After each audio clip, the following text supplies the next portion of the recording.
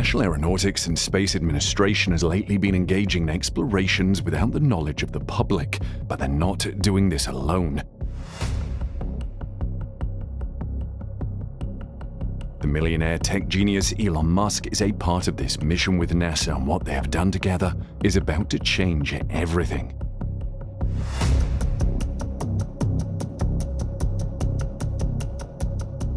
The duo combined resources together for research to explore the depths of our ocean, and what they met underwater during this mission was not expected. This discovery was so terrifying it could no longer be kept a secret. What terrifying discovery did Elon Musk and NASA make in the depths of our ocean, and why was it revealed by Elon Musk and not NASA? Join us as we explore how Elon Musk just revealed NASA's terrifying underwater discovery.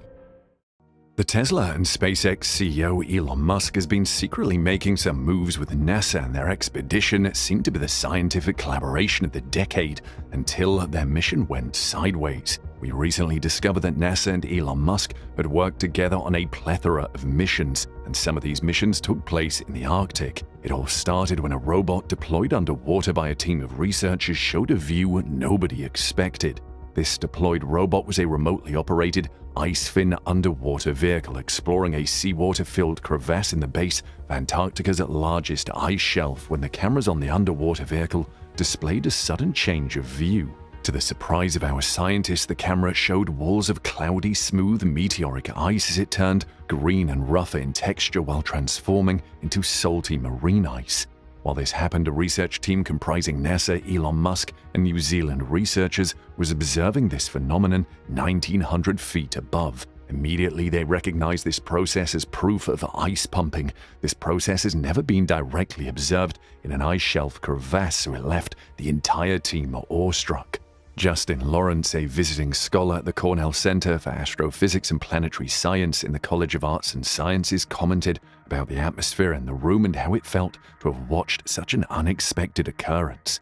"We looked at the ice that had just melted less than 100 feet below, flowed into the crevasse, and then refrozen, and then it just got weirder as we went higher up." The IceFin robot's extraordinary look inside a crevasse and further analysis showed over a century of geological processes lurking under the ice shelf. This discovery was so shocking to the entire research team it was detailed in a paper and published. The paper reports came from a 2019 field campaign to Camp Ice Stream, supported by Antarctica New Zealand and other New Zealand research agencies. It was led by Christina Hulber, a professor at the University of Otago, and other colleagues. With support from Elon Musk and NASA's astrobiology program, a research team led by Brittany Schmidt, Associate Professor of Astronomy and Earth and Atmospheric Sciences in A&S and Cornell Engineering, was able to join the mission and deploy IceFin. Schmidt's Planetary Habitability and Technology Lab has been working on IceFin for almost a decade, and the results it returned surely made them proud. Combined with recently published investigations of the fast-changing Thwaites Glacier, also observed by a second IceFin vehicle, the analysis is expected to enhance sea level rise models by showing the first high-resolution ocean views. This also includes the seafloor and ice interactions at contrasting glacier systems on the West Antarctic ice sheet. Thwaites Glacier, open to warm ocean currents, is one of the continent's most unstable glaciers. Camber Ice Stream, where the ocean is mostly iced, has been stagnant since the late 1800s. Camber presently offsets some of the ice loss from western Antarctica, but could cause an increase in the area's contribution to sea level rise by 12% if it activates. Antarctica is a complex system, and it's important to understand both ends of the spectrum. Systems already undergoing rapid change, as well as those quieter systems where future change poses a risk, Schmidt said. Observing Camber and Thwaites together helps us learn more. NASA and Elon Musk provided financial resources for IceFin's development and the Camber exploration to extend ocean exploration beyond Earth. Marine ice found in the crevasse could be an analog for situations on Jupiter's icy moon Europa, the target of NASA's Europa Clipper orbital mission planned to launch next year. And later, lander missions might one day search directly for microbial life in the ice. IceFin is well equipped with a full variation of oceanographic tools on a modular frame less than 10 inches in diameter and over 12 feet long. It was lowered on a tether through a borehole the New Zealand researchers created through the ice shelf with hot water. During 3 dives that stretched over 3 miles near the grounding zone where CAM transitions to the floating Ross Shelf, IceFin mapped 5 crevasses ascending 1 and the sea floor while recording water conditions including pressure, salinity, and temperature. The team also studied different ice attributes for valuable water mixing and melt rate details. They included ripples, vertical runnels, golf ball-like dimples, and the weirder formations around the crevasse's top. These are globs of ice and finger-like protrusions that look like brinicles.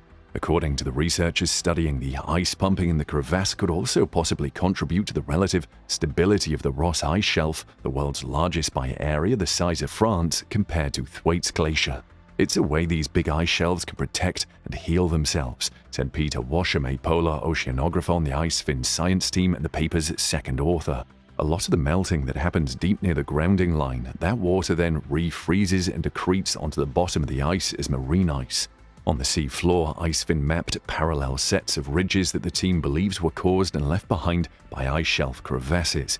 This also has a record of 150 years of activity since the CAM stream stagnated. As its grounding line retreated, the ice shelf thinned, making the crevasses lift away. As time passed, the ice's slow movement altered the crevasses seaward of the ridges. We can look at those seafloor features and directly link them to what we saw on the ice base, said Lawrence, the paper's lead author. We can, in a way, rewind the process. NASA and Elon Musk supported this research through the Planetary Science and Technology from Analog Research Programs Project Rise Up and Future Investigators in NASA Earth and Space Science and Technology Program. New Zealand's Antarctic Science Platform also came into support, as well as the United States Antarctic Program. Even the Victoria University of Wellington's Hot Water Drilling Initiative was part of this research project. However, that was not the only machine that was made with Elon Musk and NASA's collaboration. Since the space race began up until the observation of planets out in the final frontier, scientists and astronomers have known that it would require more than a doggy paddle to explore the oceans below the icy surfaces of some of the solar system's most intriguing moons. Elon Musk is also looking to colonize a planet with Mars in sight, so he teamed up with NASA again since they had the same ambition. Their collaboration set the work pace, and NASA engineers immediately began working on an underwater rover. This underwater rover, they believe, could one day handle the challenges brought by ocean worlds like Saturn's moon Enceladus and Jupiter's moon Europa. And a team has been working on such a robot called Buoyant Rover for Under-Ice Exploration, or BRUI, for a few years now. The ice shells covering these distant oceans serve as a window into the oceans below, and the chemistry of the ice could help feed the life within those oceans. Kevin Hand, lead scientist on the BRUI project at NASA's Jet Propulsion Laboratory in California, said in a statement, "Here on Earth, the ice covering our polar oceans serves a similar role, and our team is particularly interested in what is happening where the water meets the ice." The tests will be done at Australia's Casey Research Station along the coast of Antarctica, far south of Australia. There, BRUI will spend a month adventuring both the inland lakes and the ocean while it finds where the top of the water meets the bottom of the ice. We found that life often lives at interfaces, both the sea bottom and the ice-water interface at the top, Andy Klesch, lead engineer on the BRUI project, said. Most submersibles have a challenging time investigating this area, as ocean currents might cause them to crash or they could waste too much power maintaining position. BRUI is created to manage these challenges via buoyancy. It crawls along the bottom of the ice held up by the denser water below. The rover is a bar about 1 meter long with a big wheel on each end. NASA's robot is also programmed to turn itself on and off as needed between collating measurements scientists are most interested in, which will let it stay locked below the ice for longer periods of time without recharging. However, in the long run, this rover is programmed to do more than just rove. It will also carry instruments which include 2 cameras and probes measuring factors like oxygen levels, water temperature, and pressure and salinity, according to the statement. And as data from BRUI's first excursions return, scientists will be thrilled when they start adding instruments to the tests. Still, all the testing in the world can't prepare BRUI for the biggest challenge of extraterrestrial exploration, recognizing potential life forms that could look unrelated to Earth's. Dan Beresford, a mechanical engineer on the project, explained better in a NASA statement. "We only really know how to detect life similar to that on Earth. so it's possible that the very different microbes might be difficult to recognize. This statement, including the trip down to the depths of our ocean, also sparked the curiosity of scientists working under Elon Musk, and their curiosity confirmed another discovery that had been speculated by NASA. A decade ago, a couple of scientists were on a NASA-sponsored ocean expedition when they discovered huge numbers of phytoplankton thriving underneath sea ice in the Arctic Ocean. Now, scientists working with Elon Musk are using underwater instruments and a NASA satellite to find more insights about this odd discovery, and they have found proof of potentially significant blooms beneath the sea ice around. Phytoplankton is to the ocean what grasses are to land. They are plant-like floating organisms that absorb the sunshine, sponge mineral nutrients, and create their own energy through photosynthesis. Phytoplankton thrive almost anywhere you'll see open, sunlit patches of ocean. When conditions are proper enough, these collections of microscopic cells can become good enough to the extent that they become visible from space. They are a crucial food source for other life in the ocean and a key carbon recycler and disposer for the planet. But until recent studies, the conventional wisdom was that the ice cover prevented the growth of phytoplankton for most of the year in the ocean around Antarctica because very little sunlight could penetrate the water below. However, new evidence shows just enough cracks, thin spots, and gaps to let sufficient daylight through the sea ice. Around Antarctica, the compact sea ice seems pretty impenetrable to light, says Chris Horvat, a sea scientist at Brown University and the lead author of the new study. In most satellites, wide and coarse views, ice cover can appear uniform and sheet-like, reinforcing the idea that light would be too scarce and faint for plant-like life below. But viewed from and below the ocean's surface, and now with the laser eyes of NASA's Ice, Cloud, and Land Elevation Satellite 2, ICESat-2, scientists see that Antarctic sea ice is actually riddled with fractures and openings. Sunlight slips through the cracks and provides the energy for notable under-ice blooms in the Southern Ocean. Horvat and colleagues pulled together 3 lines of evidence. First, they examined data collected by Argo floats, underwater instruments that measure different properties of the ocean from the surface to roughly 7,000 feet, 2,000 meters in depth. These cylinder-shaped instruments drift with currents and rise and fall through the ocean, occasionally surfacing to relay their data back to land-based laboratories via satellite transmitters.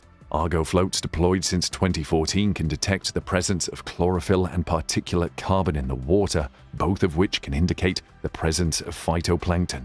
Examining data from more than 2,000 under-ice dives over 7 years, the research team found that nearly all measurements showed phytoplankton accumulating even before the sea ice had retreated in the southern hemisphere spring and summer. In a quarter of those measurements, enough phytoplankton had amassed to suggest blooming events were underway. Given those observations, the team analyzed ice conditions with ICESat-2 data to understand where and how much light penetrated the cracks and openings in Antarctic sea ice. The primary instrument on ICESat-2 is a laser altimeter, which sends pulses of light toward the Earth's surface and then measures to within a billionth of a second how long it takes individual photons to return to the satellite. From this information, scientists can derive the height of sections of ice and also spot the cracks and gaps between them.